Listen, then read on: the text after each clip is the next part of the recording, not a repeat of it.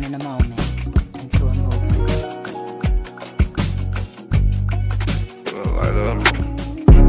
This little light of mine, I'm gon' let it shine. I'm gon' let it shine.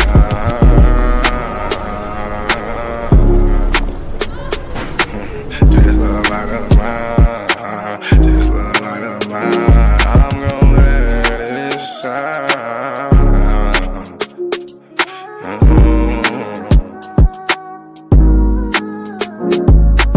This little light of mine, I'm gon' let it shine. I'm gon' let it shine. This little light of mine, I'm gon' let it shine. I'm gon' let it shine. Oh Lord, just let it shine. This light of mine, this light of mine. Oh Lord, would you please just let it shine. Take the drama out of my life. Oh Lord, every night, the pain ain't right. I wake up at night, I never sleep. 26, 10, and 7, that's just me. Every day I need a little seed. I need a little fresh air, man, I need to breathe. All I know is trauma, all I know is tickets. All I know is no visit, all I know is a mission to get straight up out of prison. Lord have mercy for it. Lord have mercy on my people. Preacher Mary Washington and all my real. Lord have mercy with my people. I pray to God, we really need you. When I was down bad, when things weren't going right, every time I prayed at night, I put my hands up in my face. I said, Lord have mercy, little light of mine. Lord God, please let it shine. It's the drama that I live in my life. I swear to God, I was a bad guy every night. 10 toes down, salute. Everybody suffering, everybody who trying to make a way. Everybody looking for the sky, everybody looking for that piece of pie. In a law library, I know what that feel like. Hoping that somebody get active and involved in your situation. Man, pop your collar and pray. Cause Lord have mercy on my soul. And they make bad guy father get out soon. And the rest of those brothers who be mobbing to child each morning. Oh man, I ain't going to this afternoon. Man, I'ma miss dinner today. I got a couple noodles. Hey, you know what that feel like? Do you know what it is? And if you a victim of a wrongful conviction, suffered and served by Ken Worthy, then I know that you know what that pain feel like. And your mama know what that pain feel like. Your father know what that pain feel like. With that light, let that little shine. Let that light shine, a little light of mine. Bad guy, Doughboy Week, all these great people in this great world of ours. 10 toes down, salute. I appreciate you, bad guy. I appreciate you, we. I appreciate the tech. I appreciate everybody in the studio. We gonna pop off that LV, ooh-wee, cause that's what they be liking to see. But I hope you hear the message when you see me fresh. Ooh. Salute. Salute. You do good, bro?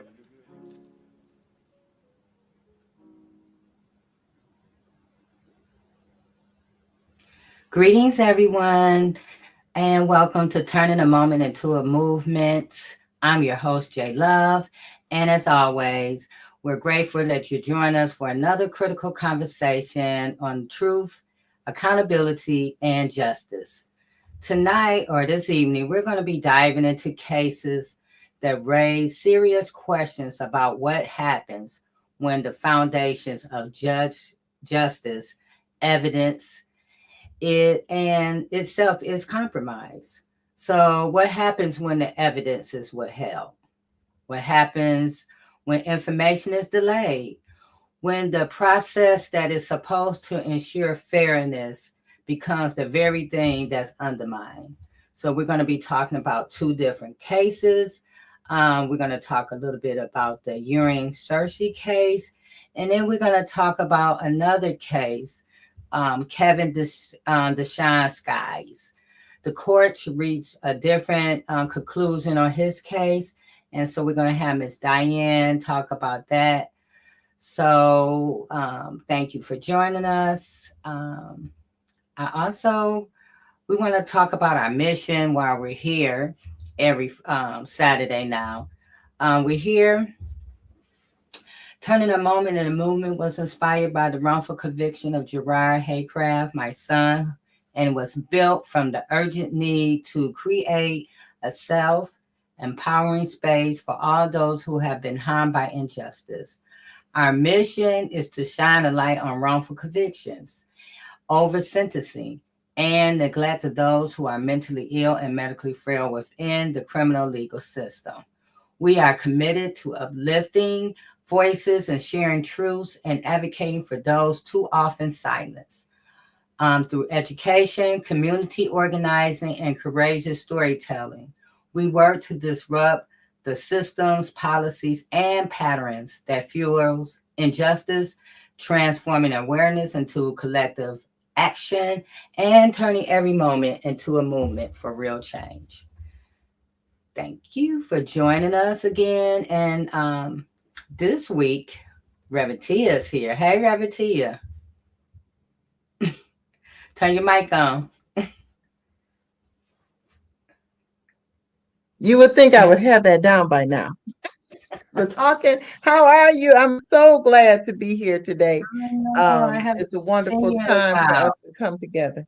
Yeah, we need to talk about this because a lot of times people don't realize how important it is. I'm coming to you from the choice zone where your choice matters. And I am lifting up justice everywhere that I go. And I believe that we are really making changes.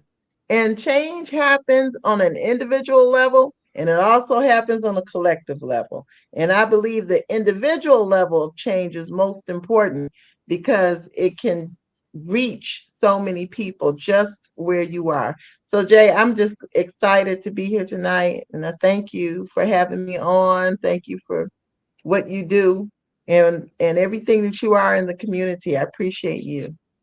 Yes. So I was so let's talk about two things before we get started. One, yesterday I was with Trisha and we were at U of M with the students, and it was an amazing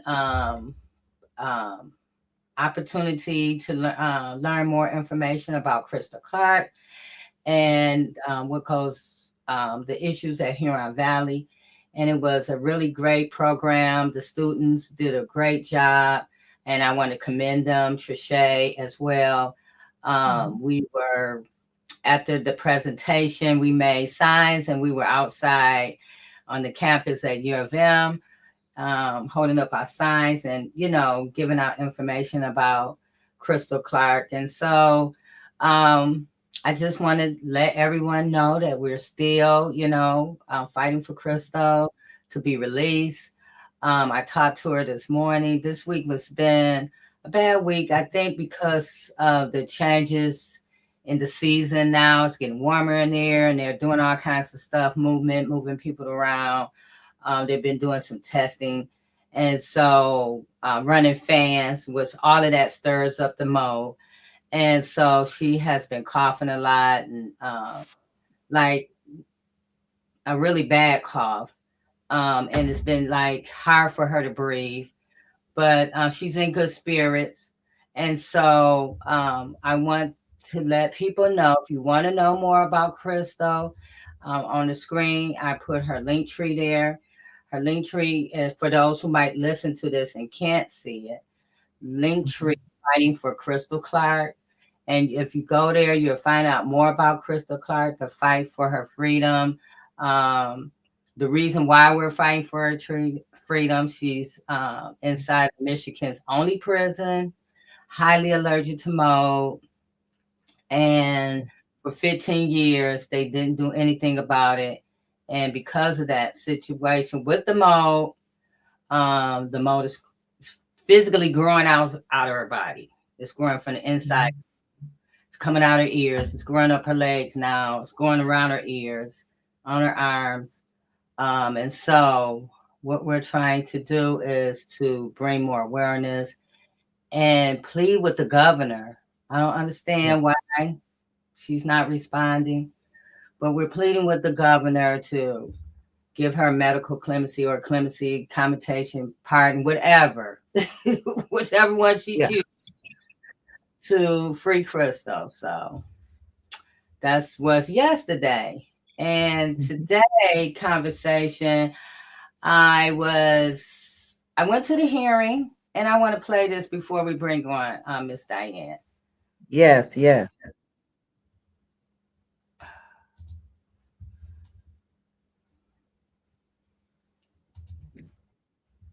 Here we go. In more news tonight, a Detroit man who was released from prison after a judge determined he was wrongfully convicted of murder says he continues fighting for his freedom. And critics are saying it's because the Wayne County prosecutor continues making him a target. Local 4's Demond Fernandez has been following this case for us. He joins us now with an update. Demond.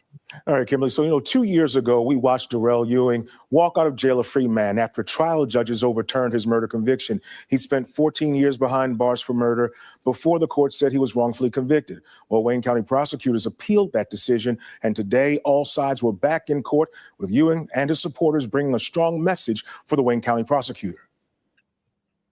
It's yet another hurdle crossed for Darrell Ewing on what he's calling an ongoing journey to reclaiming his freedom.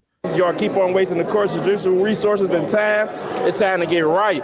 Ewing and a crowd of supporters speaking out against Wayne County prosecutor Kim Worthy and her office moments after an appeals court hearing on Tuesday. That hearing over a murder conviction against Ewing, which a trial court overturned 2 years ago.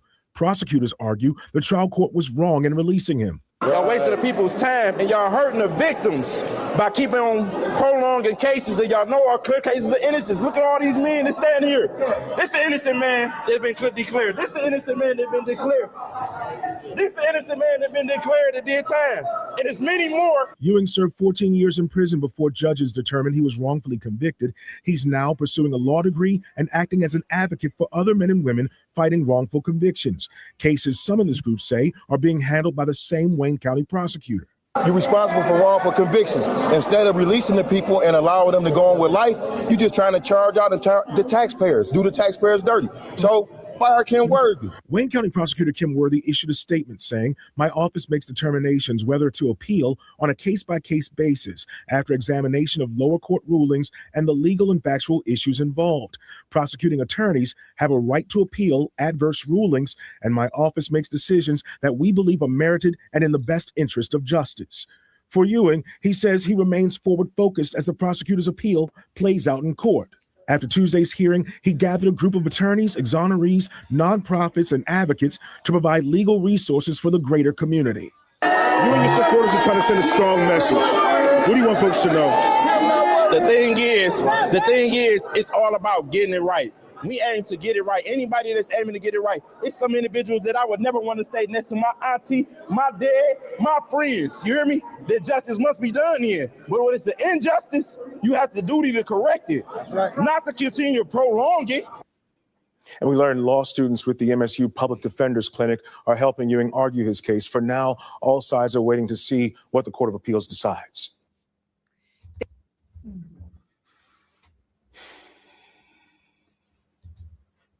Yeah, let's bring on Miss, with that being said, let's bring on Miss Diane. Yes. Hi, Diane. Hi, hi, Jay and Reverend Tia. Good to see both of you. Oh, it's good to see you. Yes. So, Miss Diane, let's talk about that case. And that Okay. But first thing I should probably say is that they hadn't caught up with the fact about 2 weeks later, after that tremendous hearing where so many people turned out to support Darrell, and that's what it's going to start to take everywhere, because the whole system in Wayne County and the state of Michigan is totally corrupt. But he won. He and Ewing Searcy, his co-defendant, the Court of Appeals, in an unusually fast ruling, 2 weeks later, issued a resounding ruling affirming the judge's dismissal of the charges. So the question becomes now, what's the next step? At the hearing, the judges talked about whether the appeals court judges talked about, well, they didn't understand why rather than appealing the case, they could have just refiled the charges because it was dismissed without prejudice, which means you can file the charges again. So that's one option as to what could happen. The other option is Kim Worthy could appeal to the Supreme Court, which is her modus operandi in most cases. She's got an automatic appeal button right next to her bed, I think. And, you know, if you notice, you know, one thing I always notice when they show that picture of her that was on the video, oh my God, that was her campaign photo. She almost looks white there. They photoshopped her face to make her more acceptable to people. And that reflects on her concern for the entire community in the city of Detroit. She's been a long time opponent of juvenile life without parole, of the decisions overturning juvenile life without parole. And numerous, Wayne County probably has the highest number, second highest number of wrongful convictions in the country. Yes. But I was glad to see that the media, the mainstream media this time did confront her, because most of the time she's got the whole media on her side. And it was good to see that. It was kind of, you know, the courtroom was packed, and that made a big difference. Hopefully the movement that Darrell is starting, along with his family and the family of Derrico Searcy, will make a difference now. I did want to say that, well, Derrico, that's one thing that we need to know about, because really his case wasn't covered in the TV coverage.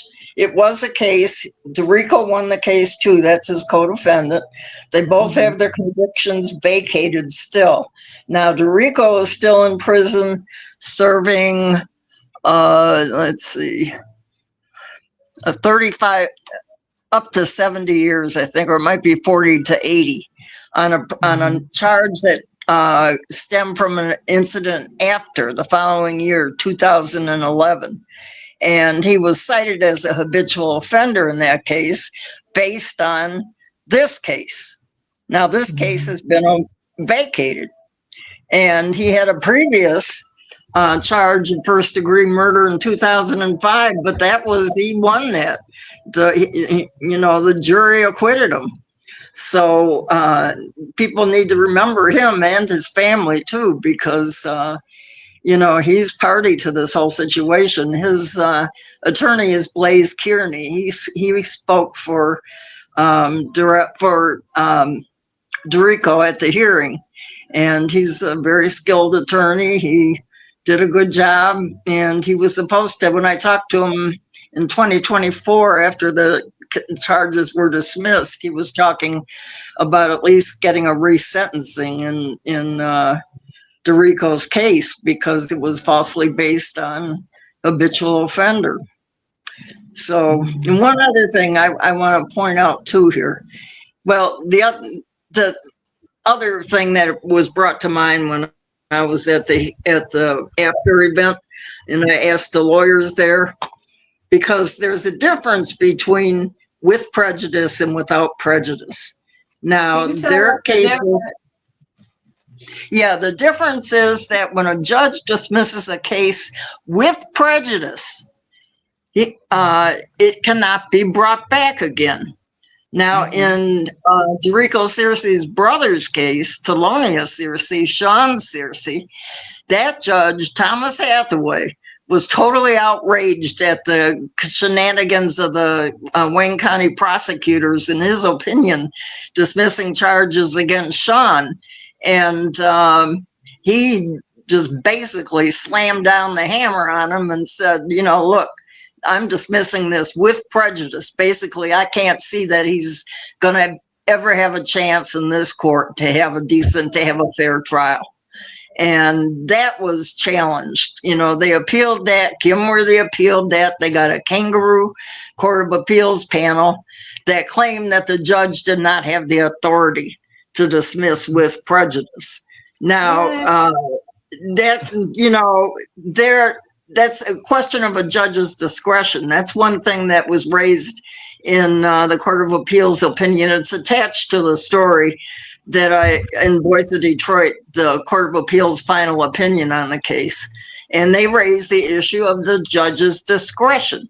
They said the judge in their case did not abuse his discretion when he dismissed the case without prejudice, because actually the prosecution could have brought it back again. But the issue is actually, does a judge have the right to dismiss a case with prejudice?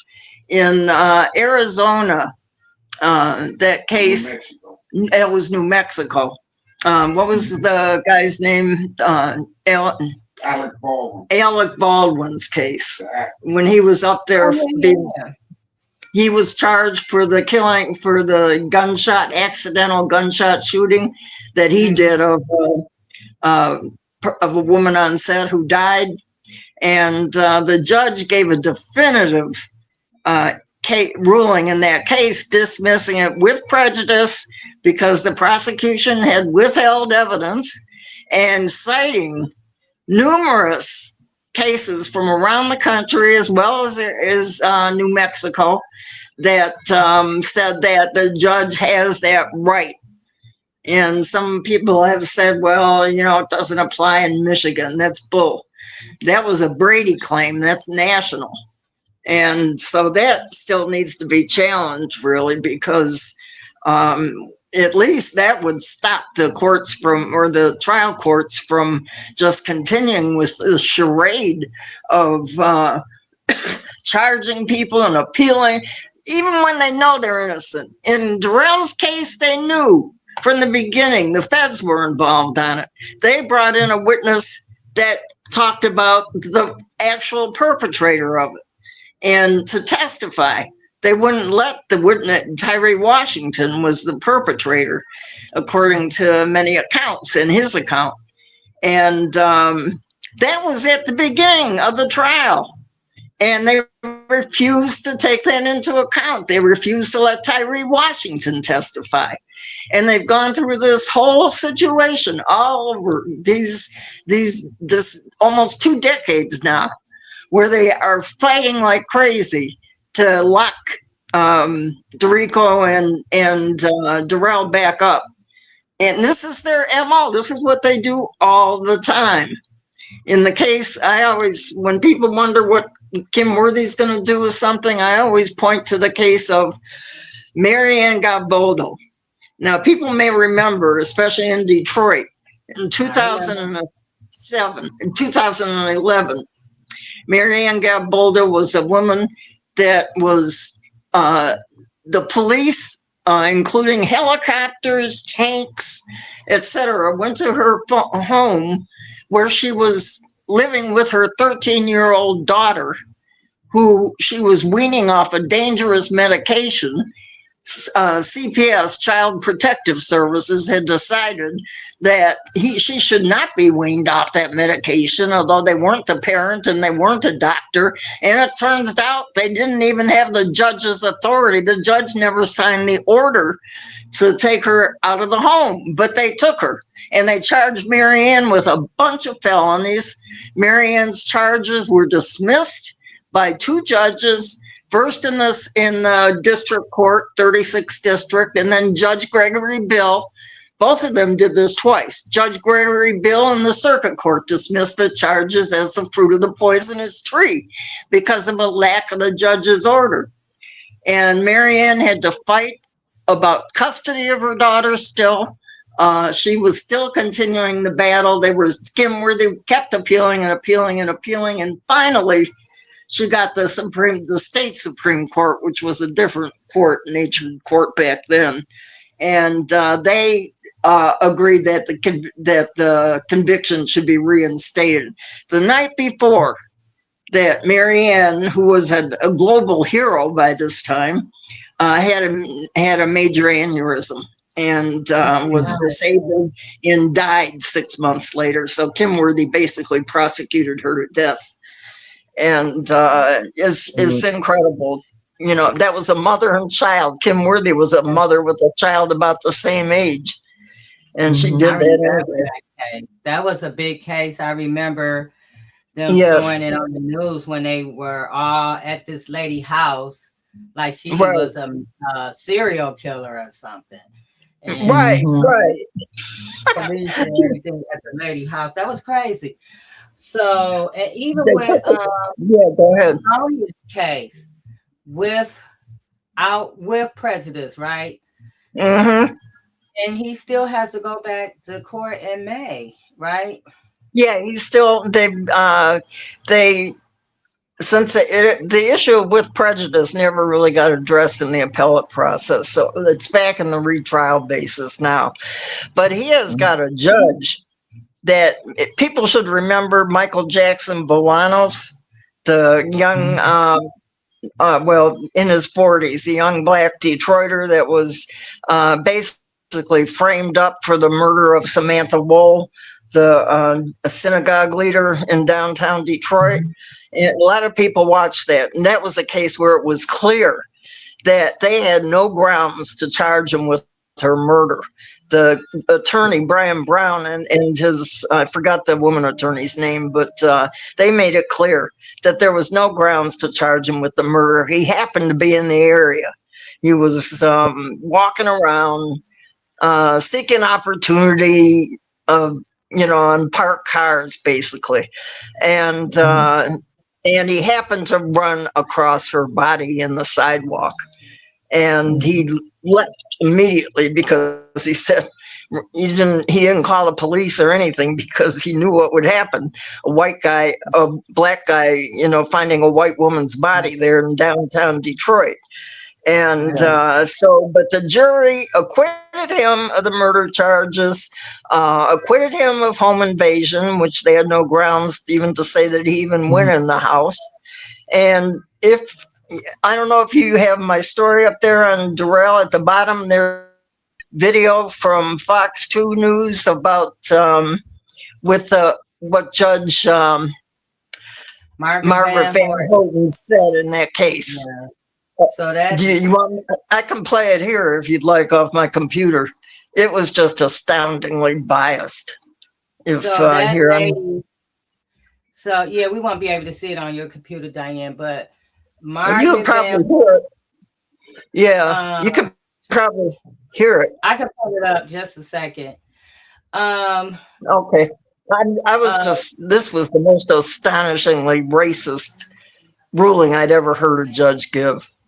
That is the same judge that was in Gerard's case. Oh, is it?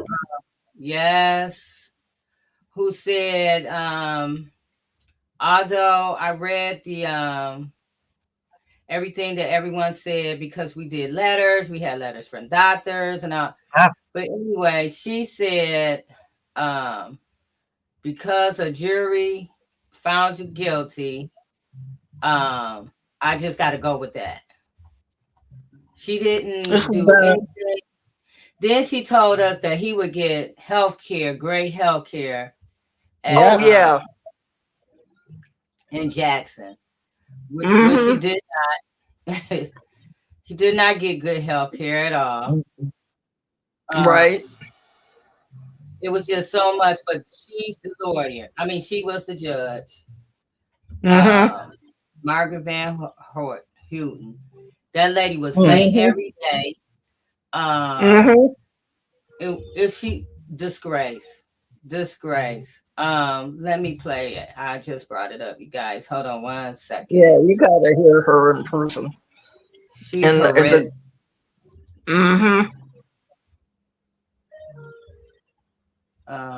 Let's see.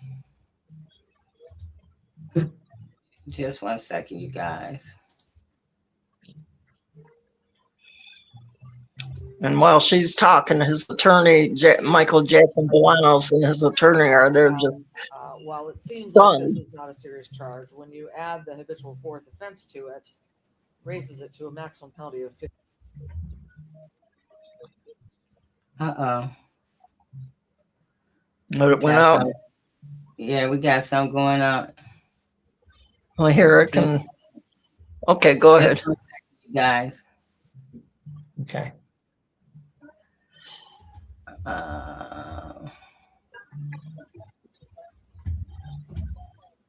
is, wow, this is I the can- first. Hold on, Diane. Okay. 15 years. Here we go. And what I have to look at is not just the circumstances. I'm going to of the mute offense, everyone. but also the Okay. offender. And habitual fourth raises this up into a straddle cell, a 0 to 22 months guidelines, and the 22 months would indicate prison. And although it is a straddle cell, I could choose to give him jail time or just straight up probation. But I also have to look at the number of times that the defendant lied. And I have to say, if lying was an Olympic sport, you would get the gold medal, sir, because you told lie after lie after lie throughout those interviews, interrogations, and even a few on the stand. And the number of lies does factor into this. Also, the fact that there were prior failures to comply with community supervision, both with an unarmed robbery when he was a juvenile and also for the fleeing looting. And not only was he removed from the Haida prison sentence at the Thumb almost immediately, but was given a sentence of 18 months to 5 years and served out the entire term and never actually achieved parole because there had to have been numerous misconducts that apparently Mr. DeGrazia had looked up, but were not included in this report. But it's obvious there were numerous misconducts for him to serve out his entire time and not get parole. And then the other factor I'm looking at is nothing to do with acquitted conduct or the charges that had to be dismissed pursuant to that case, but also to admitted other crimes that he admitted to on the stand that will never get charged. The breaking and entering into those cars and taking pictures of cars to send to people to help them steal cars. That's all additional criminal activity. And apparently Mr. Jackson Bolanos, at the time of this offense, had not learned his lesson from all of his prior dealings with the judicial system and the prison system, and was still engaging in theft crimes on the night that this happened. And that's what put him in this place to begin with, and ended up having him charged with the more serious crimes. So it is the sentence of this court that Mr. Jackson Bolanos be sentenced to a period of incarceration of 18 months to 15 years in the Michigan Department of Corrections, with 243 days credit for time served. He must pay $68 state costs, crime victim assessment fee of $130, court costs of $1,300, which is the amount this court has estimated the average cost of a case coming through this courthouse.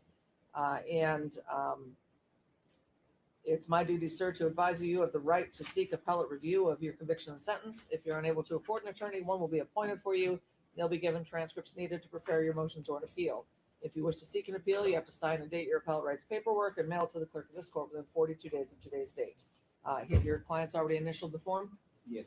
Okay, we will give him a photocopy to take with him. And Judge, just for the record, you made a reference to my client lying on the stand. Like, that's unsubstantiated that he lied on the stand. That wasn't even alleged that Mr. Jackson Bolanos was lied on the stand, but this court made reference to lying on the stand.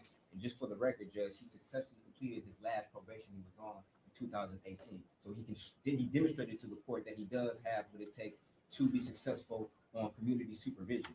If you're going back from 2013 when he's 19 years old, I mean, this is 11 years ago at his last probation that he didn't successfully complete it. 2018 was his most recent probation, and he successfully completed that probation, and they closed him out. Sir, I've heard you out. He may have completed that one, but then he was out committing theft crimes the night of this event. Okay, but admittedly. Okay, but Judge, and he's never going to face charges on that.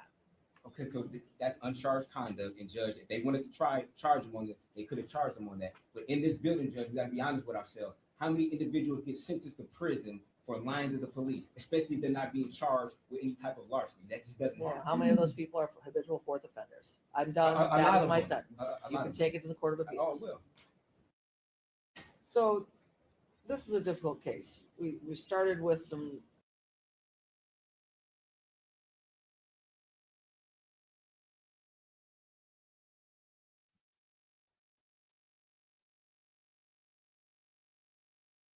I don't know why I get upset all over again. It only takes a second. I go from 0 to 100.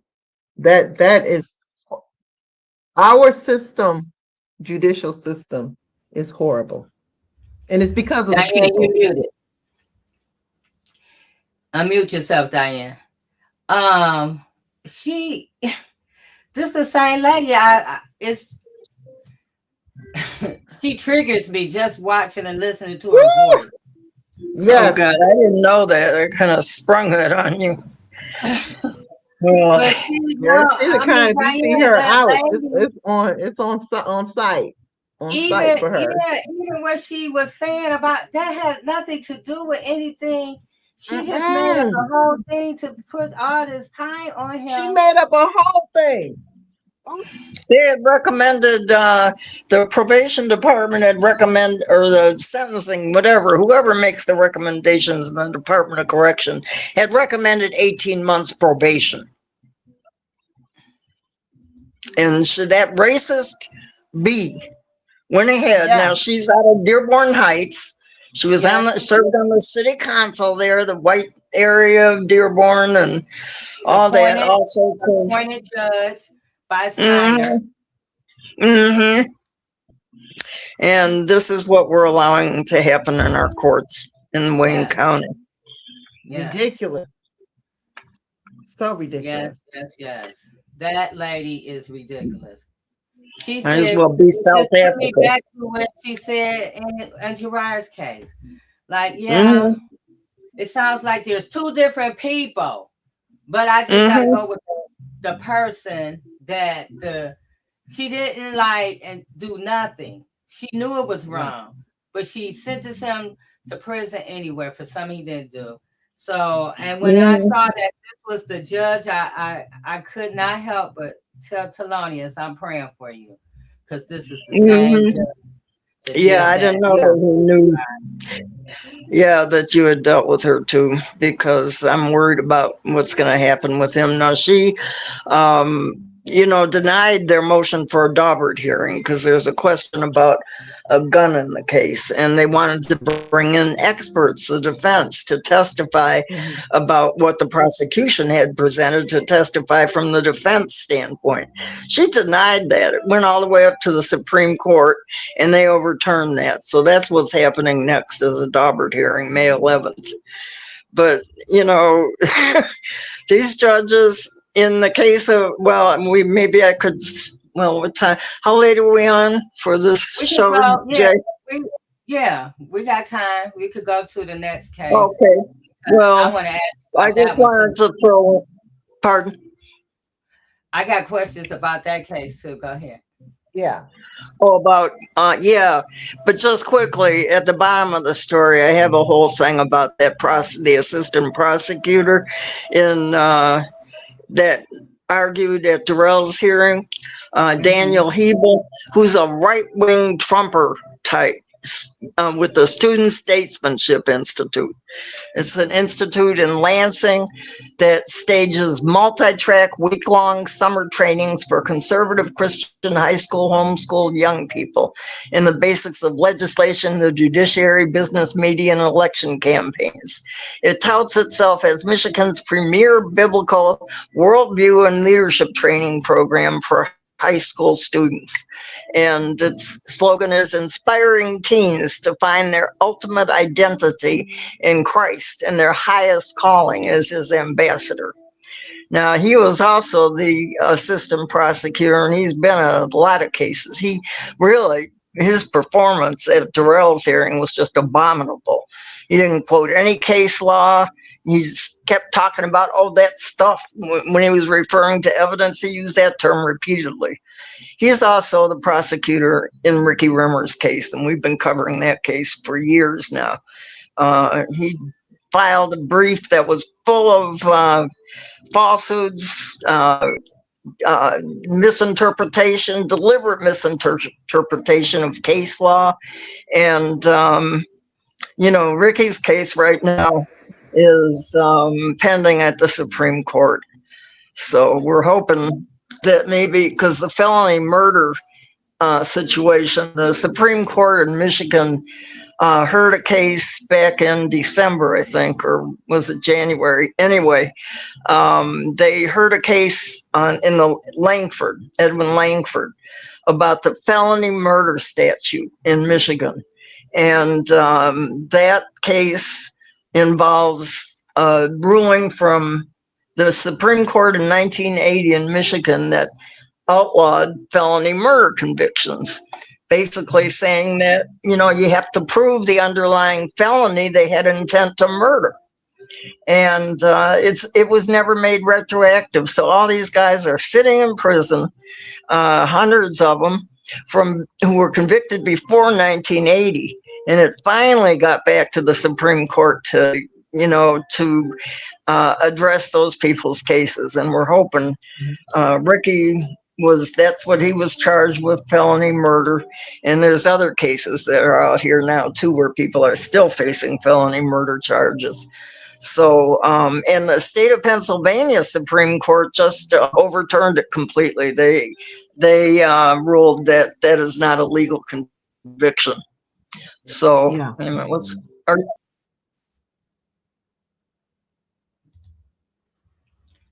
Yeah, Diane, something happened to Diane. Mm-hmm. It'd be bad, but wow, Reverend Tia, this stuff is crazy. Well, and because they've been in office in that position for so long, and people are not aware of the judicial stances that are the gatekeepers for the prison system, and we just act as if that's the way it has to be, that's the way it's going to be. But see, how many times have we started getting out in the open? She needs to be fired from her position. We don't have to keep her there. Right. We need to be looking up when is the time for her? When is the challenge time for her? Right. So complacency is, we have to stop being so complacent. We don't do our due diligence. We just go with the nag. So she's been going on for years and years and years, and with no real threat. The only real threat that possibly happened to her was when Victoria ran for against her. That was the only real competition really for her. But doing all of this, these times when all these wrongful convictions, we know due to the federal oversight of the Detroit police, there was a lot of corruption going on. Mm-hmm. And so they fighting all these cases, and they're upholding the corruption that was going on that caused them to be under federal oversight in the first place. They have not changed because they continue to have the leadership in the same position. They don't go after the leaders. They don't go after justice in those areas. The judge should not still be in that seat. Prosecution should not be in that seat. We need to look at these seats, and we need to target who are the individuals going after those seats who mean justice for the people. We need to put them there. We got to go to work on who are the challengers, because I don't know about anybody else. I'm about tired of these people making decisions that are detrimental for our community. It's terrible. And Diane, what is going with the courts right now? We talked to about that before we started, but the courts right now is not a good for these wrongful convictions, is it? Well, at the level of the trial courts and the trial courts in particular in Wayne County have had cases getting sent back to them. We have a list of about 30 cases where the cases have been sent back to Wayne County court judges, and based on violations of can you hear me okay? My phone keeps popping up and down. No, we're fine. Okay. And what was I saying about the 30 cases that they got appealed to the Court of Appeals. The Court of Appeals knocked them back to the trial court, and later some of them got appealed to the Supreme Court, and the Supreme Court knocked them back. The trial court gets them and refuses to do whatever they were knocked back for. Why the Court of Appeals said the ruling was, it was a improper conviction, whatever it was, and it's like they play yo-yo. They knock them back and forth, knock them back down to the trial court. The trial court refuses to do anything about it, so they appeal again, and then it gets knocked up to the Supreme Court, and it gets sent back again, and they still don't do anything. Wayne County judges under this administration do not think that they have to answer to anybody except themselves. And Kim Worthy's played a role in that, because she's terrorized some of the judges to the point where they just retired or left the bench, but that's the whole mentality that exists in Wayne County. And of course, the rest of Michigan isn't much better, and neither is the rest of the country, but right. So what about Kevin Sykes? Is that, am I saying his name correctly, Kevin? Kevin Sykes, right. Now you have that display of him and Vicky Yost and Eugene Brown and Lamar Grable. Vicky Yost, he's accused of shooting her in 2001 in the leg outside a cafe on the east side. And he was identified in court. Now, she identified him in a lineup. I said, I think that's him, and identified him in court again. But that was a mistaken identification. He was in West Virginia, and he has all sorts of affidavits to say that. The Michigan Innocence Clinic had his case. They located the actual the actual shooter in the case, and identified him, and he's written an affidavit. There's all sorts of information about, that he should have been, but there's a reason he's still locked up in there, and that's because of Vicky Yost to a large degree. Now, Vicky Yost, there's in some of the cases I've been reporting on, she's a private investigator now. She used to be a Detroit police officer. When she was a Detroit police officer in 1996, she and Eugene Brown were responsible for the murder of Lamar Grable, which was a cause célèbre in Detroit with the Detroit Coalition Against Police Brutality. And his mother, Arnetta Grable, was one of the leaders of that, as well as his father, Herman Valerie. They campaigned for years and finally got Lamar's day in civil court.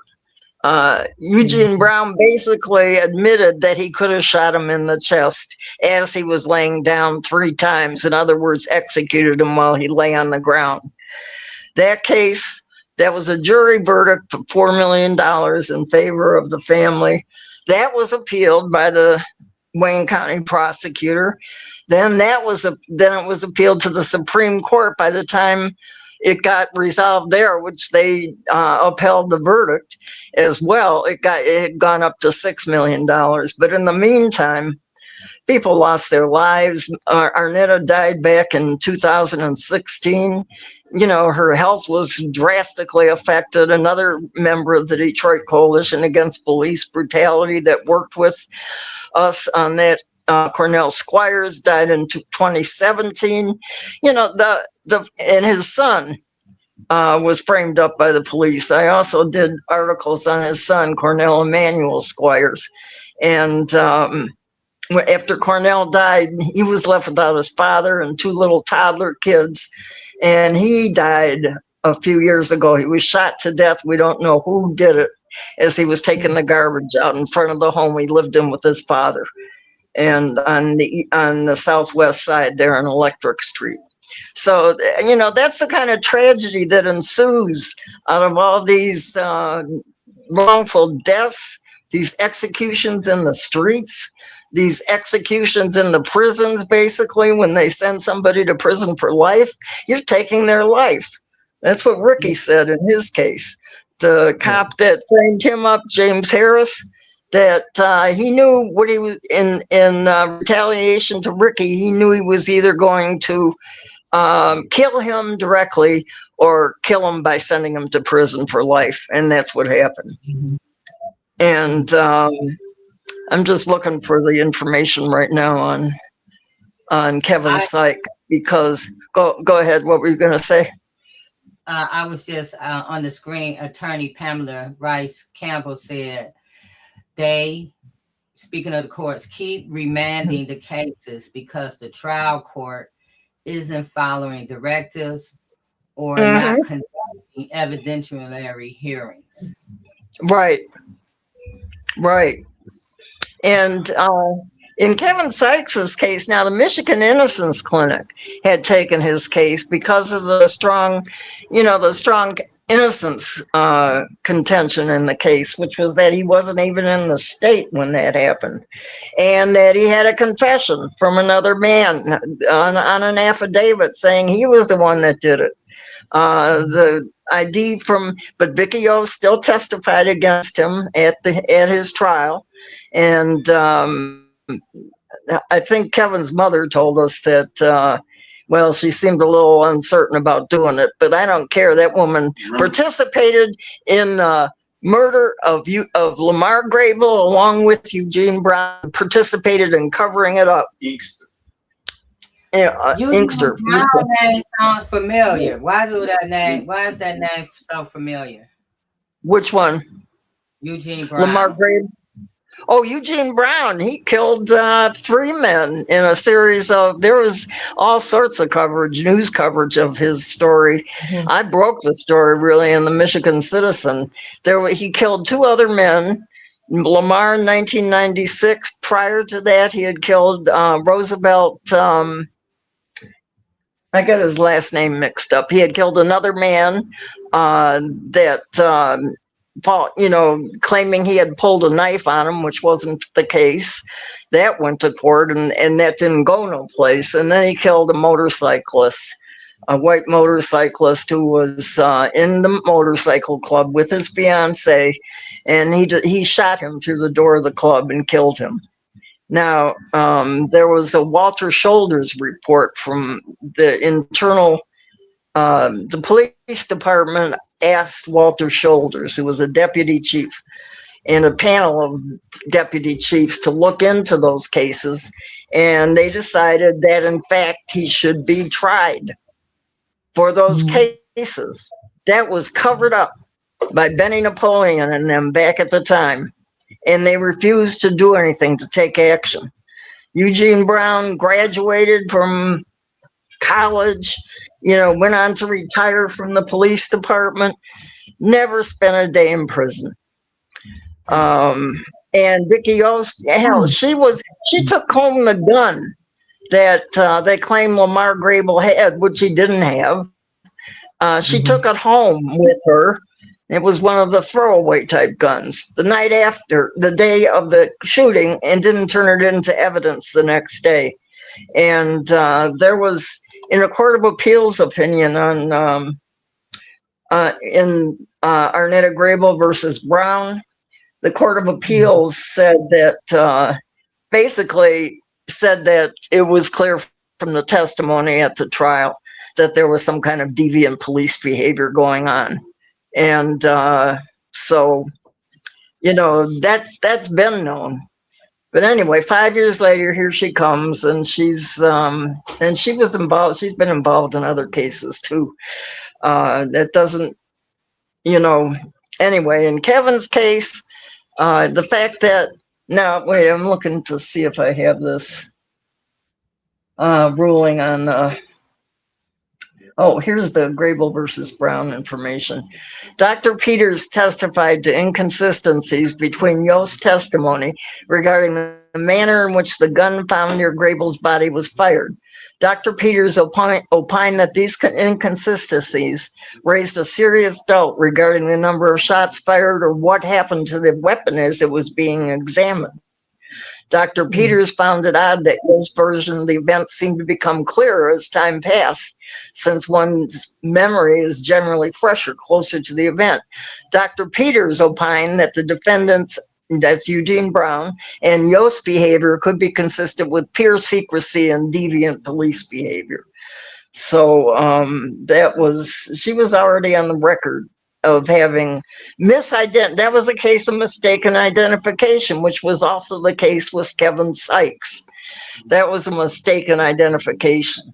And, he was living with his girlfriend in West Virginia at the time, and he'd gone down there. He was with her at the time of the killing. He was misidentified, and he has all sorts of affidavits to prove that. But the problem has been that Vicky Yost, in the intervening years, after she retired, or she quit. She became police chief in Inkster, and she quit after the Floyd Dent case, where William Melendez beat the hell out of Mr. Dent, nearly killed him.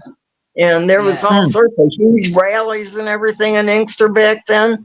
And so she had to step down as police chief then. And since that time, she's been running a private investigator case. A lot of prisoners use her. And I can't say she's, on some things, she does a good job. On the case that I just covered a while ago, David McKinney, I mean, she just really blasted the prosecutor's office, actually. And, she said that Jones case, she is the private investigator for his case as well. And James Jones, and how's she been doing in that case? She did a good job for him. I think she must be doing it out of guilt for what she's done in the past. Right. When I saw I'd never forgiven her for Lamar Brable. I said, oh my God, wait a minute. This lady is a private investigator.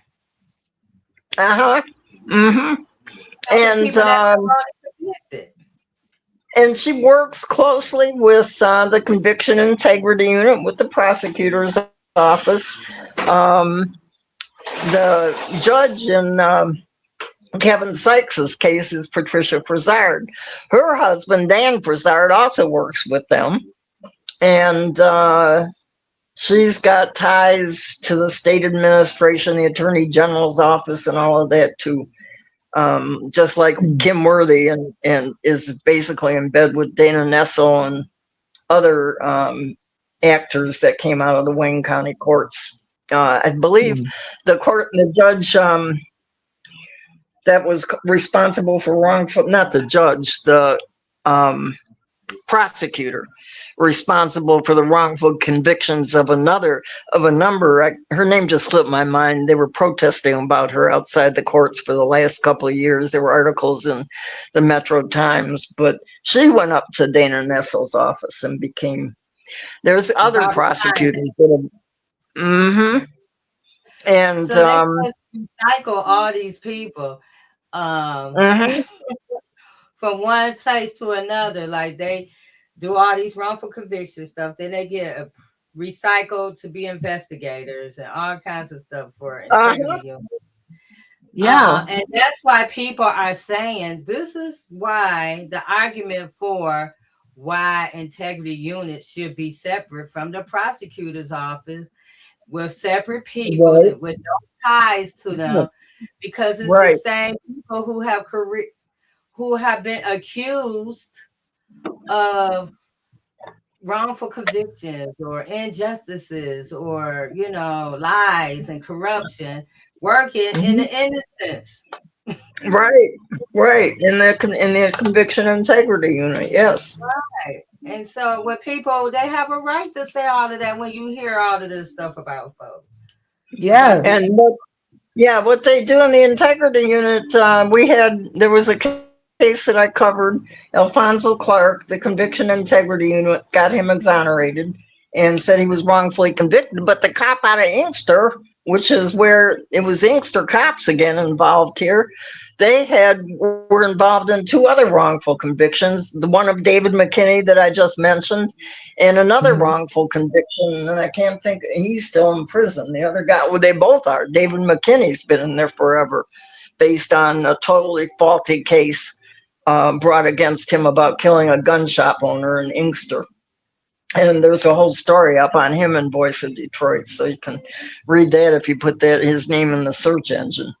But they don't, you know, in Kevin Sykes's case, the Michigan Innocence Clinic took his case. They were representing him back when he was in court for his previous motion for a new trial or motion for relief from judgment in 2016. And they were the ones that had found the guy that actually killed but not actually shot Vicky Yost, and had statements and everything. They were I thought they were going to take him into court representing him. But at the last minute, you know, they were leery about Vicky Yost's role. And they backed off, I believe, because of that. I was back and forth with them because I told them at the time, look, this Vicky Yost has a previous record of misidentifying people, criminally murdering people. And, you know, I sent them all the documents from from Lamar Grable case and all that. And, but they ended up backing off the case in terms of taking it to court. So right now he's Philip Komorski. He has an attorney named Philip Komorski representing him. And he filed a motion that under 770.1, finally we got an attorney to file a motion citing that statute, which says it's MCL 770.1. It's a state law. It's a state statute. 770.1, granting new trial to defendant. The judge of a court in which the trial of an offense is held may grant a new trial to the defendant for any cause for which, by law, a new trial may be granted, or when it appears to the court that justice has not been done and on the terms or conditions as the court directs. Now that's that definitely there. You look at that and you can see how the judge has discretion to dismiss cases with prejudice behind that. It's basically given the judge the authority to rule and to say justice has not been done. And I'm going to find this guy not guilty or dismiss the charges because it was a case of blatant injustice. And so that was raised in this opinion. I mean, it was raised in the motion, which is rare for a regular attorney to raise it because Travis Herndon has been raising it, our paralegal that works with the Voice of Detroit, has raised it for years. When they enacted MCR 6.500. That's what everything now is being filed under. And it's a court rule. It's a series of court rules that basically are an obstacle course to actually getting at the meat of the case and giving prisoners an opportunity, a clear path to get to the meat of the case. There's no way in hell all the technicalities under 6.500 can be followed by any people, and, people going to prison, not educated, people educated, young people. They can't follow those intricacies, but the lawyers keep filing everything under that. They have a ruling called Cress, which says about newly discovered evidence, which has 7 standards for what can be considered, 4 standards for what can be considered newly discovered evidence. And they're very restrictive.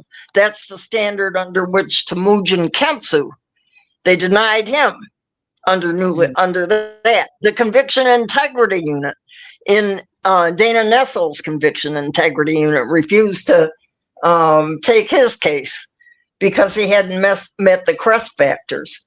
And the Crest factors in the federal courts, they don't recognize newly discovered evidence as a constitutional claim. So once you're through with the courts in Michigan, if that's all you've raised, you can't go to the federal courts. There is no way that they would take your case if you haven't raised a constitutional claim and of actual innocence. There's not, you know, all sorts of Supreme Court opinions that address that. And, you know, that you cannot put procedural bars in the place of actual innocence claims. Once that, yeah. No. So do you see, so Ms. Diane, so do you see this case as a failure of the legal system to correct itself? Or is this exactly how the system is designed to operate? You know what? That's exactly, I remember when Lucino Hamilton was exonerated, and he was at a rally. He was one of the exonerees, but he's kind of a loner. He was at a rally in Lansing that Travis and I were at, as well as some of the other exonerees. And the reporter asked him, well, now do you think the system worked here because you're out? And he said, that's what the system was designed to do. That's what he told the reporter. And see, he's an abolitionist, basically. There's a whole group of people, criminal justice advocates for people in prison, that basically say that the prison system as it stands should be abolished, that there is no way it can even be really reformed. And it's at the basis. Yeah, go ahead. I agree, Diane, because even with, you know, our fight for Crystal and her freedom, right? It's so many layers of corruption. It's too many layers to reform. You literally have to, for this thing to correct itself, it has to be all torn down, because it's all based on slavery. Yeah. It goes back to slavery, the prison system in this country. That's what it was based on. Slavery. That's what, under the 13th Amendment, it's still legal to force people to have slaves in the prisons. Right. What were you going to say, Travis? You want to add something? Yeah, the only thing I was going to say is this is Travis Herndon. The only thing I was going to say is that the federal controlling laws, Shelley versus Delo and House versus Bell on actual innocence, right? They states that if a person is raising a true actual innocence claim, there's no procedural bars. However, Michigan force you to come under People versus Crest. If you miss one of the Crest proponents, you lose. That is nothing but a procedural bar. People versus Crest. So how could I raise an actual innocence claim in Michigan when they're using a procedural bar on my claim? If I meet number 3 in People versus Crest, number 2, number 4, I could lose just by missing number 1. And that's a procedural bar. And Shelley versus Delo clearly says if a defendant is raising an actual innocence claim, the states cannot apply a procedural bar to it. But Crest make you come through Crest all the way through. And it's impossible to raise your actual innocence claim. That's why they're having all the problems they have on those actual innocence cases. Yeah, in the case of Lorinda Swain, back in the Supreme Court in 2016, asked for opinion amicus briefs to be filed on the issue of whether 770.1 should be can be used to instead of 6.500, and a group of 6 attorneys, 6 prosecutors, federal and state prosecutors, including Saul Green and the Western Michigan. Saul Green used to be attorney for the Eastern District of Michigan, and another attorney for the Western District, and a number of other prosecutors hired a firm, and they came out with a brief in which they just totally blasted 6.500 as an alternative for prisoners. They said the whole prison system in Michigan is based on false pretenses, that and they analyzed 770.1. Now, Wait, I'm trying to find the brief because it starts out with this stunning. Oh, you got it right there. It starts out with this really stunning quote. It's the amicus curiae brief of current and former Michigan prosecutors John Smetanka, Thomas Cranmer, James Samuels, Thomas Rombach, Gerald Gleason, Saul Green, Fred Mester, Anthony Badovonic, and Brandon Halting. And the way it starts, this quote just always just blows my mind because they just totally deconstruct 6.500. Hold on one second. If it is not contrary to the law for an actually innocent person to be locked up for a crime she never committed, what value is the law?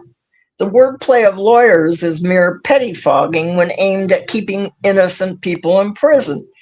It is important to maintain perspective in deciding legal issues that strike to the core of justice. As Michigan knows well, even governors may become prisoners and prisoners governors. And any of the citizens in whose name a sentence is carried out today may be wrongfully accused of a crime tomorrow. That's from a Theory of Justice that was published in 1971. There was a Michigan governor that went to prison. But nobody truly believes that punishing an innocent person for a crime is justified by finality or to avoid reopening the wounds of victims, because nobody would accept such an excuse if they found themselves wrongfully convicted and seeking justice. And then they go through 70 pages of arguments in support of Lorinda Swain, who was convicted of child abuse. And what were you going to say, Travis? Add it in. And that's what got Swain up in the Supreme Court. The Christian prosecutor you was just talking about. Remember, he tried to slide that in and make the statement that another defendant tried to raise under 770.1, but she was struck down.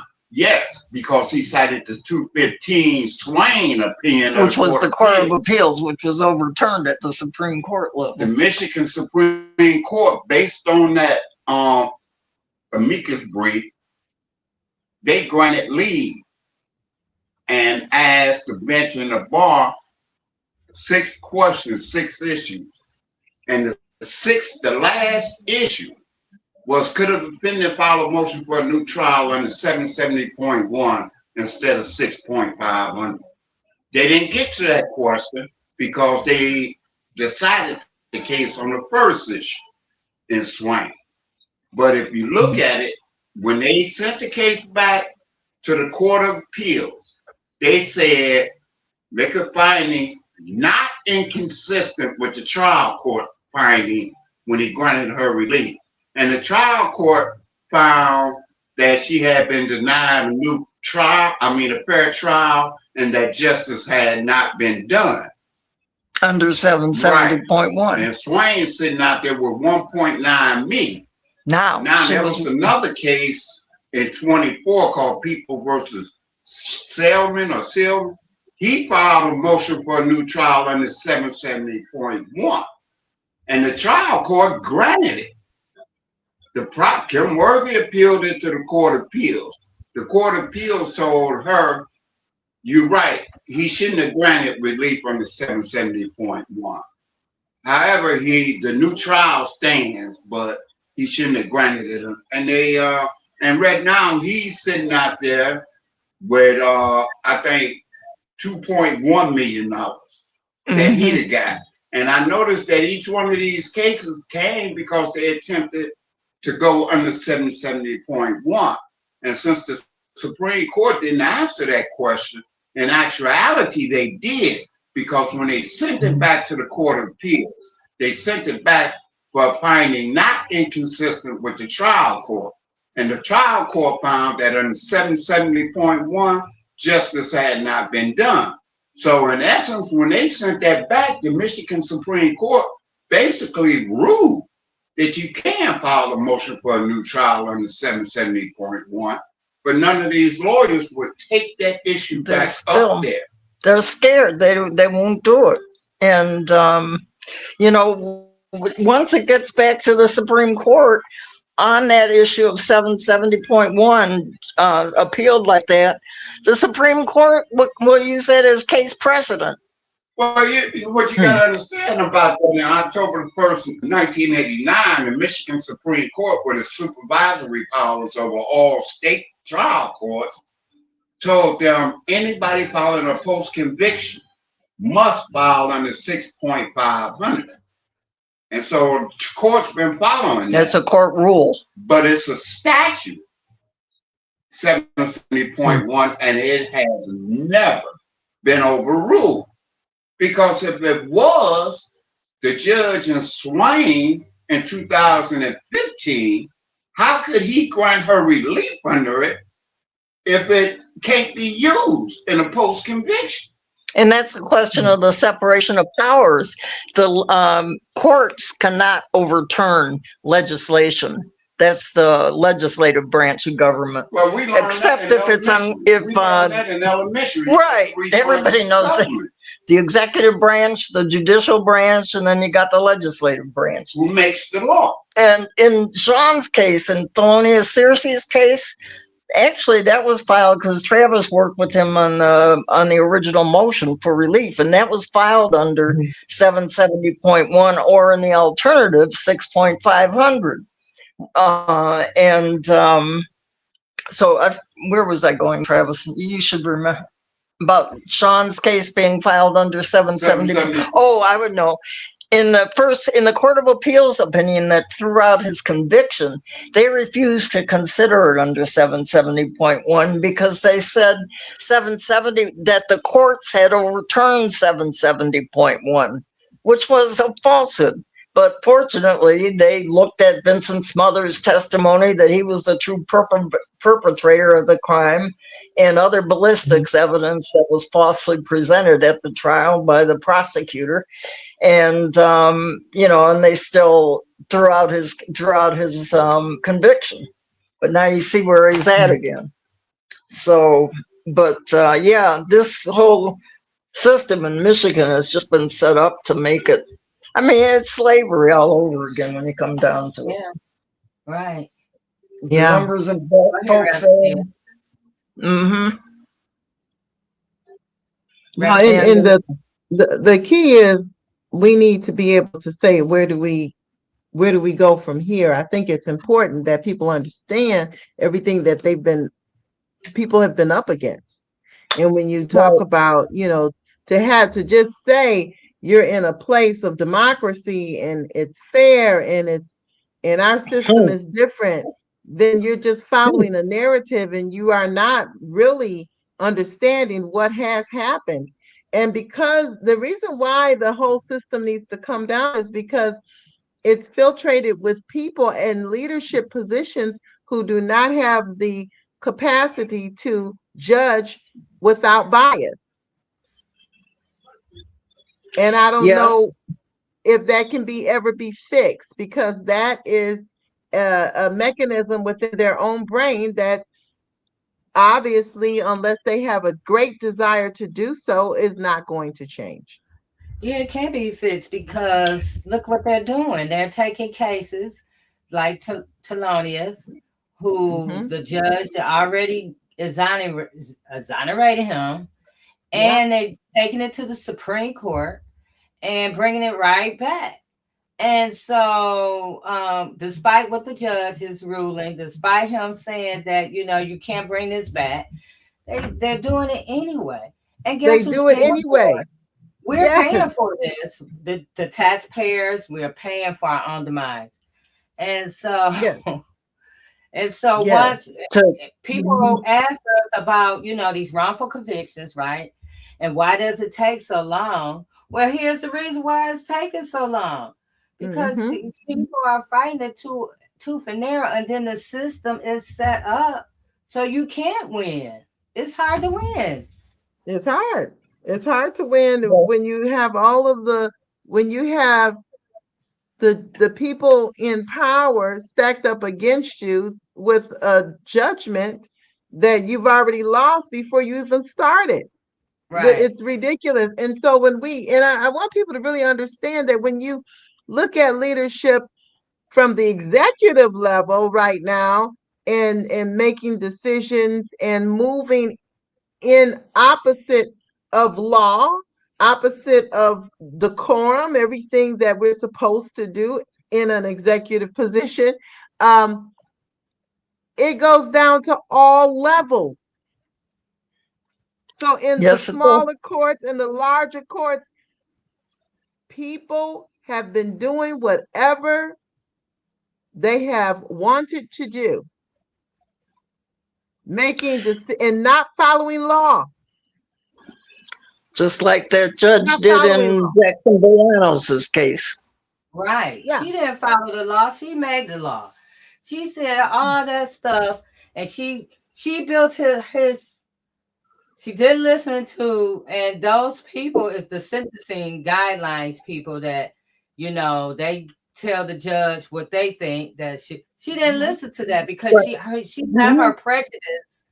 She let her prejudice against him and what was going on, because this lady at the time of this case was happening, because let's get some background on that. It was a whole big Jewish thing, and her boyfriend had already said he did it, and then they gave him immunity. White, well-to-do, right? Yeah.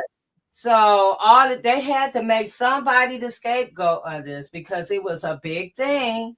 It was a big thing going on. So she used her biases to sentence him to all this time, and that's what we're gonna later on. Me and Reverend T are gonna talk about the accountability piece. Yeah, there's no oversight for these judges, so they get to do and stuff like this. Put that on and send people 15 years. Are you kidding me? 18 months to 15 years, and they can keep flopping him. He can stay in there 15 years. That's for lying to police. Now, people lie to police all the time. What are you going to do? You're not going to openly confess to whatever necessarily without a lawyer, for one thing. But lying to police, that's expected of criminals. I mean, people that are committing crime.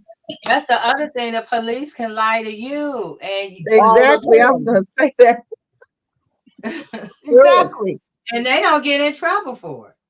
You don't have to make up the whole story. They're trained to do it. They're trained to do it. Yes. So, Miss Diane, with Kevin's story, in your experience, what are the recantations or affidavits so often viewed as not credible by the courts? Oh, that's an issue in all these opinions that come down from these judges that decide they can still decide whether or not something's credible. That affidavits are not credible. That's bullshit. That was overturned. What was that case? The guy Hammock. In Hammock, Robin Hammock's case.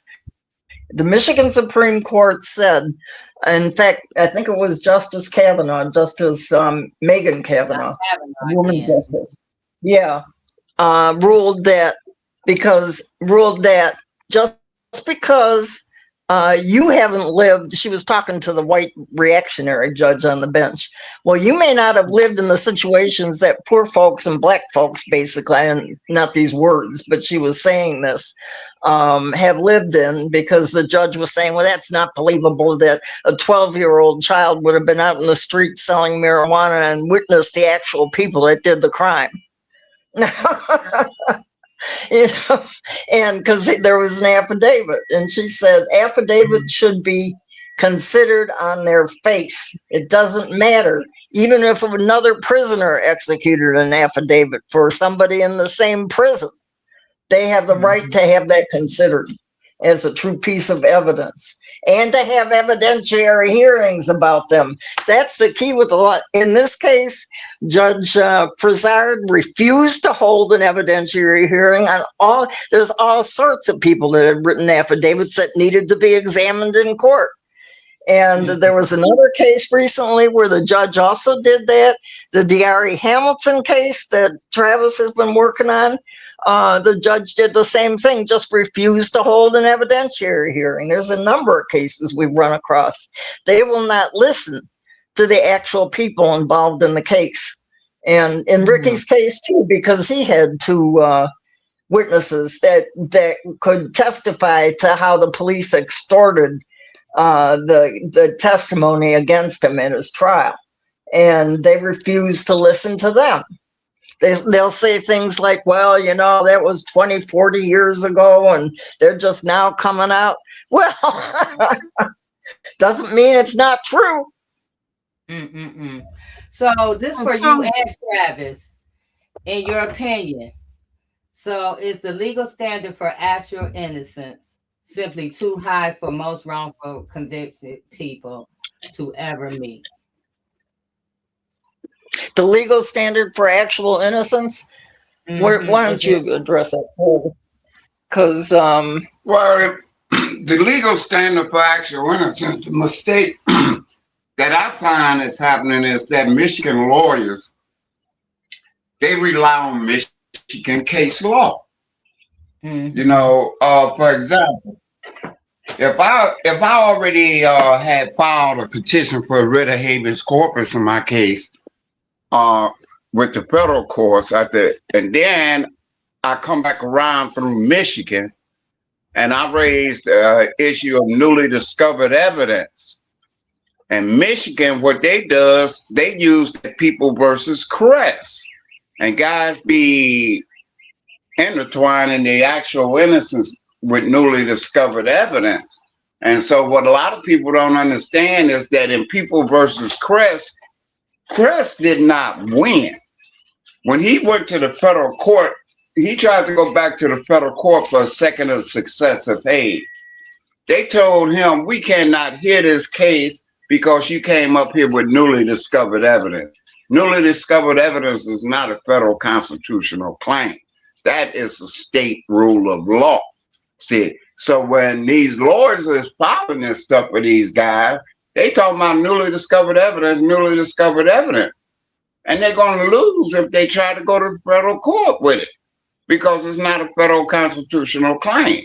And this is the position these lawyers putting these guys in when they do not raise it as actual innocence. If they raised it as actual innocence, then look at the People versus Crest cannot even help them, you know, because the Swain decision specifically told them you cannot use People versus Crest on a successive motion for relief from judgment at the beginning stage. And one reason for that is because People versus Crest got a diligent prong, which I think is the number 2. So if I raise the Brady issue, a Brady versus Maryland suppression issue, which do not have a diligent prong, how could Michigan hear my case when People versus Crest got a diligent prong? That's why they tell them now, you cannot use People versus Crest on a successive motion for relief from judgment at the beginning, you know, because Crest says you must show diligence. Brady versus Maryland don't have no diligent prong. So the state court cannot overrule the federal court. And that's why they did what they did there. And all of these cases coming back down from the appellate courts in Michigan back to the trial court, I disagree. My position is that they just don't know what they're doing in regards to the law in this area. You know, because like I said, I raised an actual innocence claim in the trial court. They make me come in the trial. You cannot file a post-conviction in Michigan without them using People versus Crest as the starting point. But if I'm raising an actual innocence claim, how could you use People versus Crest on me when the controlling United States Supreme Court case law says that a true actual innocence claim, you cannot apply any procedural bars to it. So when I come into Michigan courts and raise my actual innocence claim, they make me come in under People versus Crest. And Crest is nothing but procedural bars. 1 through 4 is a procedural bar. Anytime you could take it and say, if you lose on this first one, it's over with. That is a procedural bar. Because if you look at what Crest says, it talks about you could have raised the issue here, you could have did this, you could have did that. Yeah. And Shelley versus Dito says you can't use a procedural bar to block a guy. And actually, that's what Michigan did in 1989. Why would you take something under 770.1 when a guy could just go in the trial court and raise it and the judge could deny it or grant it? To change it to where you have to go through, I can't even really figure out the full 6.500 because it's too much. It's too much. You got guys in prison, and the majority of your guys in Michigan prison don't even have a high school education. So how could they sort through 6.500? It goes from 6.500 all the way to 609. Yeah, and you got to get past all of this stuff. And the guy don't have that ability to do it. And it's clear that the trial courts don't understand it themselves. Wow. So this are legal minds over there. So but that's what I was saying about 770.1. Something I discovered a couple of months ago was it said the judge could grant you a new trial based on law. And then it says, or he could grant you a new trial if he find that justice has not been done. So that means he don't have to really deal with the law. He could say, well, wait a minute. The law got this guy trapped. He can't get out of here. But I know this guy has not received justice. So I'm going to grant a new trial. See? So when you look at or, I turned around and researched it. The Michigan Supreme Court, they gave a good example. They said, let's take cruel and unusual punishment. The United States Constitution, and this is what the justice wrote the opinion said. The United States Constitution says cruel and unusual punishment. Therefore, under the United States Constitution, in order to prevail on that, you must prove cruel and unusual. Right. But Michigan Constitution says cruel or unusual. And she pointed out that the word or is critical because under Michigan Constitution, all a guy has to prove is that it was either cruel or that it was unusual. There's no and where you have to prove them both. So when that statute 771 said the court may grant a new trial based on the law or blah, blah, blah, or he could grant a new trial if he find that justice has not been done. So the or takes away the first portion of saying based on law. Because when after they said that, they said, or he could grant it because he find that justice has not been done. So he don't need no law to grant the guy a new trial if he find that justice has not been done. That's the whole thing of it. See, so when they took this away and made guys come under 6.500, you know, they took that away from guys. And then they're going to tell you every time you raise it, they're going to tell you it's been overruled. Right. And it hasn't been overruled. because it was just used in Swain in 2016. See, so it hasn't been overruled. That's just these judges down there, don't want to give a guy relief, so they tell you anything. And these lawyers, they go look at the court appeals and they go by what the state court said. They don't research and go and see how this stuff conflicting with federal law. Because you got a 14th Amendment, the due process, and that applies to the states. Mm-hmm. Yeah, let me interject something here too. Darrell's case at the Court of Appeals, what really struck me was that there was a lot of young people, at least young compared to us anyway, in their 20s and 30s, and that came out. And, they packed the court. There was an overflow room. They had an event afterwards where people spoke at it. And that's the kind of thing that really needs, I think that they would have won either way, even without that crowd, because the case was so bad. But that's not always the case with every Court of Appeals panel. And in Kevin's case, that's what he's talking about, trying to get together now. He wants to get together all his friends, people he knows, some of the exonerees, he knows all sorts of people in the system. And he's got family that supports him, friends that support him. His brother has been calling me. And he wants to mobilize to, he wants to mobilize like Darrell did. So he's also contacting Darrell. But good, because you have to bring more public awareness into this, because really, honestly, people don't know. And I see so many people fighting wrongful convictions, and they're constantly bumping their heads. And you got to, like Darrell did, educate the community. The same thing we're doing with Crystal Clark. We're trying to educate the community, because this could be you. I looked at yesterday, Darrell and Butter, Larry, they're in Chicago at the Innocent Network, had a big event.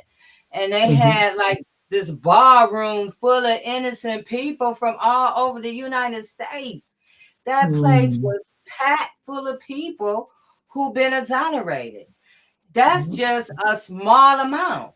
That's probably like 2% of the if that. Yeah. If that, right. If that.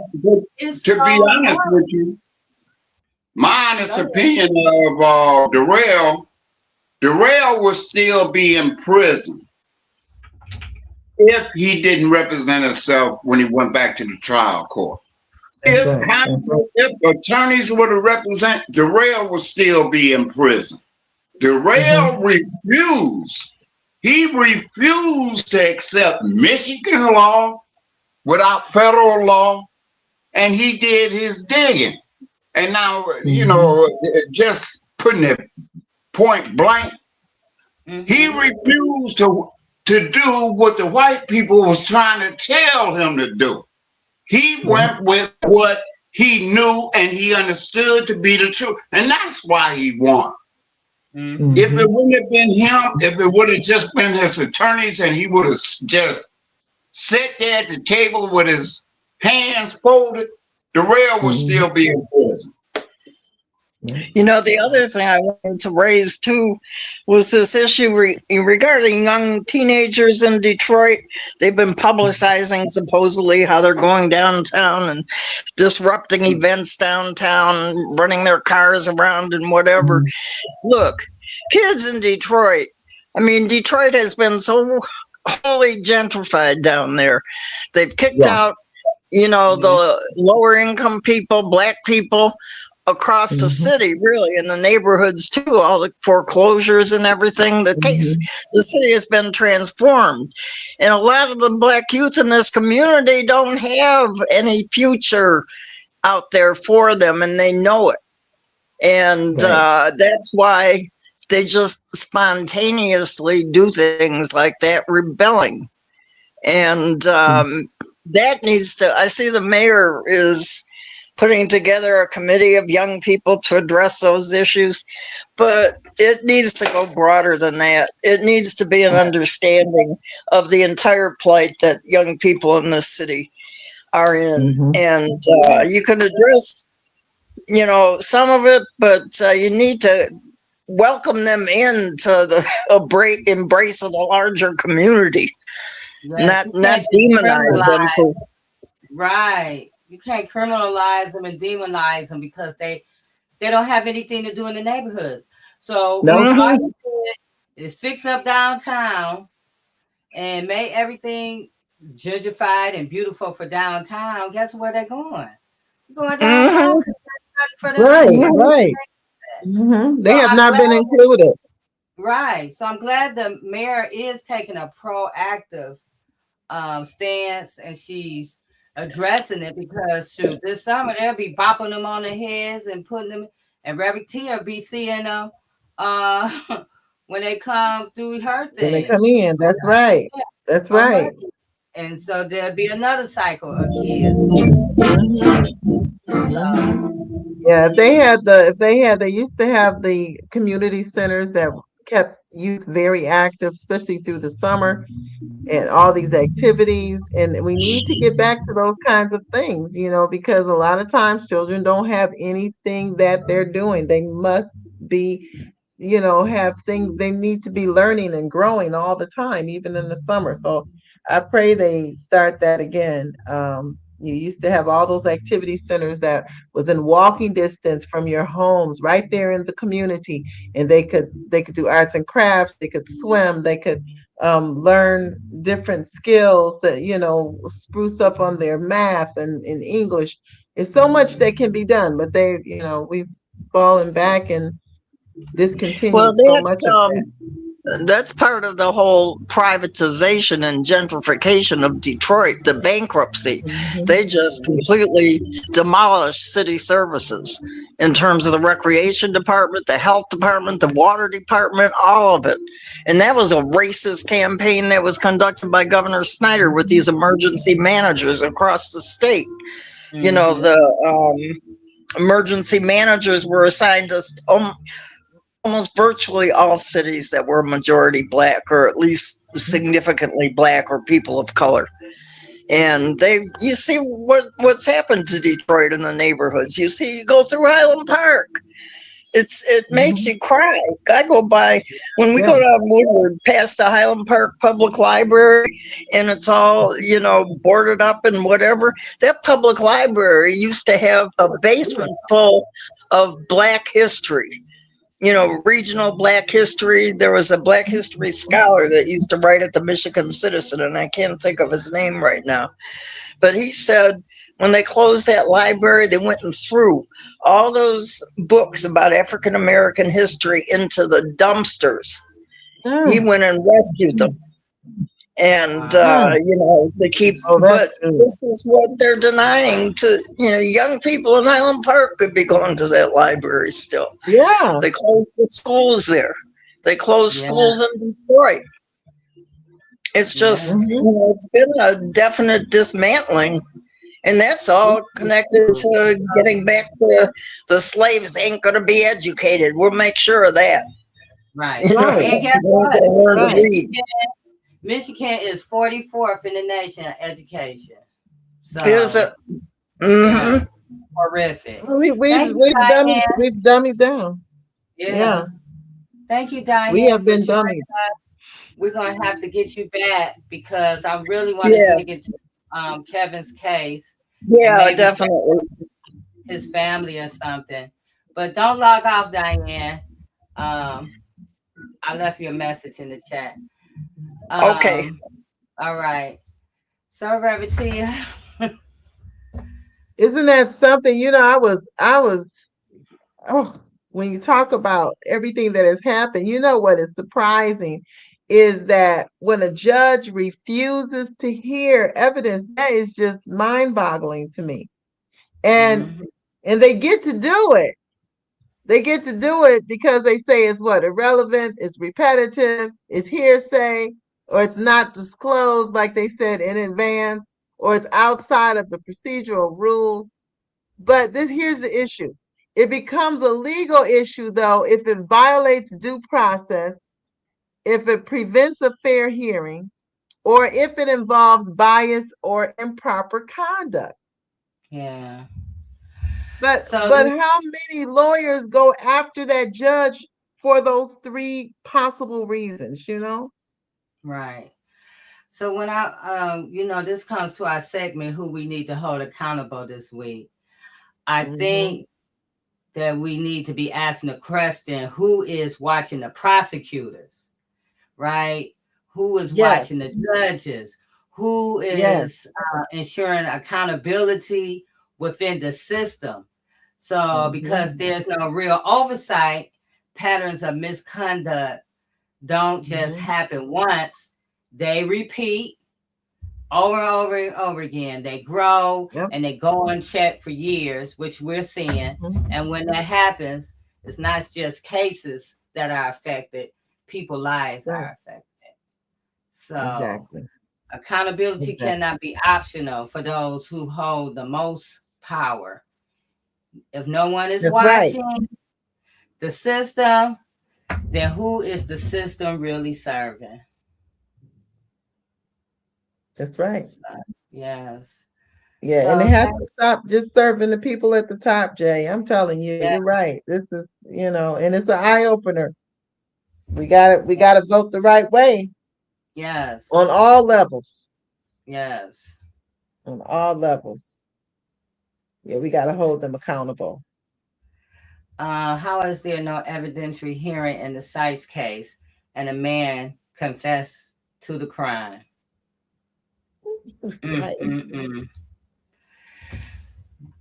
So we're gonna do a part 2 for the Kevin Searcy case. We're gonna have Miss Diane come back again. We're gonna bring on the family and we're gonna dig deeper into how that conversation. Maybe we can get him on to talk about it, so we can really do a deep dive in it.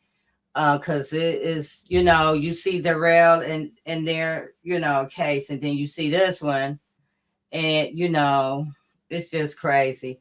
But like I said, if you looked at that his video, Darrell's video last night, and seen all of these people from all over the place, all over the country, it's just exonerating people. It was a eye sight to see all these people who were in prison for crimes they didn't do. It's my former team going. Hey, Edward. Hey, Edward. Baraka. So I want to, Reverend Tia, do you have anything to leave us with before we leave out of here this evening? I just want to encourage everyone to continue to advocate. If you haven't started, pick a topic, pick us, pick Crystal, pick something, and do it with all your might. Do it. Join in with a group. We need to advocate around the issues that are affecting our community. And we cannot do it alone. Organizations can't do it alone. Just pick one, feel the vibe, and go for it. You will definitely make a difference. And Jay, I just can't impress upon that. I'm just so grateful for your advocacy and your stick-to-itness. Thank you so much. Yes. And to learn more about Crystal, we have a link for Crystal. You can go to her Linktree again. That's Linktree Fighting for Crystal Clark. Here it is, Linktree Fighting for Crystal Clark. And learn more about Crystal. She's literally suffocating to death in the only women's prison in Michigan, Huron Valley. And learn about our freedom fight for Crystal. Yeah. And also I fight for all the other sick women inside of that place. Crystal is highly allergic to mold, and that place is infested with it. So, and Again, thank you for joining us. Next week, we won't be here because we're going to be out in the field working. Mm-hmm. But we'll be here the week after. So thank you everyone for joining us, and we'll see you next time on Turning a Moment into a Movement. Good night. Good night. Just a light of mine. I'm gonna let it shine. I'm gonna let it shine.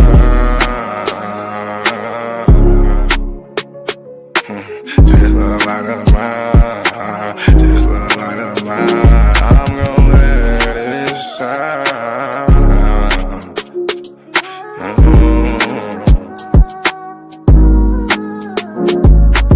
This little light of mine, I'm gonna let it shine.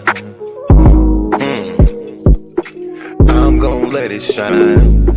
This little light of mine, I'm gonna let it shine. I'm gonna let it shine. Oh Lord, just let it shine. This light of mine, this light of mine. Oh Lord, would you please just let it shine. Take the drama out of my life.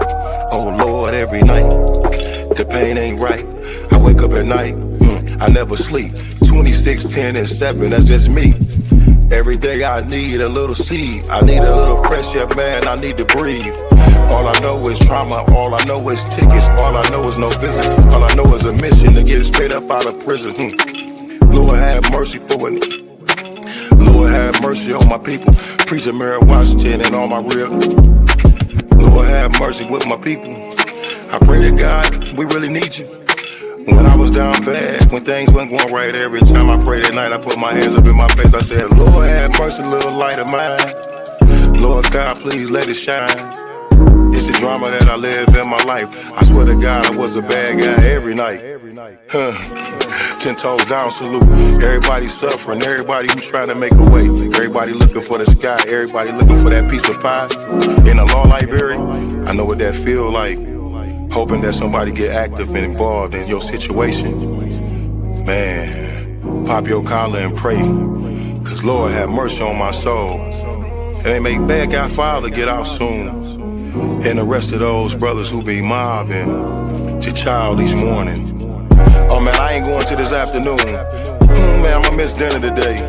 I got a couple noodles. Hey, you know what that feel like? Yeah, you know what it is. And if you a victim of a wrongful conviction, suffered and served by Ken Worthy, then I know that you know what that pain feel like. And your mama know what that pain feel like. Your father know what that pain feel like. With that light, let that little shine. Let that light shine, a little light of mine. Bad guy, Doughboy, we, all these great people in this great world of ours. 10 toes down, salute. I appreciate you, bad guy. I appreciate you, we. I appreciate the tech. I appreciate everybody in the studio. We gonna pop off that LV. Ooh-wee. Cause that's what they be liking to see. But I hope you hear the missing when you see me fresh. Salute.